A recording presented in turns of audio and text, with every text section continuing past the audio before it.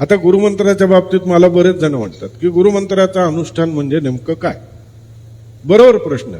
तर गुरुमंत्राचा अनुष्ठान याचा सरळ सरळ अर्थ असा की जसं गायत्रीचं अनुष्ठान असतं, गायत्रीची अक्षरं जेवढी तेवढा लाख मंत्र, त्याचप्रमाणे आपल्या गुरु उपदेशाचे आपल्या गुरुमंत्राची अक्षरं किती तेवढा लाख मंत्र, आणि त्याच्यावर हवन तर्पण मार्जन म्हणून वर जास्तीचा काही मंत्र करणं. मग हे झालं पुरस्चरण. मग या पद्धतीने ज्या वेळेला आपण आपल्या गुरुमंत्राचं पुरस्चरण करू आणि गुरुमंत्राला आपण ज्या वेळेला सगळा उजाळा देऊ, सगळं हे करू, त्यावेळेला त्याच्यामधलं तेज, त्यावेळेला त्या मंत्रामधलं तेज हे आपल्यामध्ये परावर्तित होईल.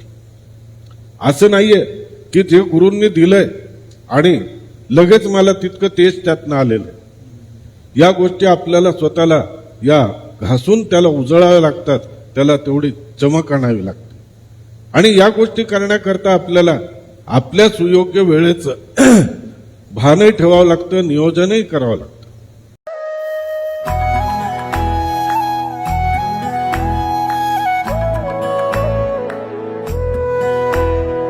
अध्यात्मावर अशीच माहिती मिळवण्यासाठी देव माझा चॅनलला सबस्क्राईब करा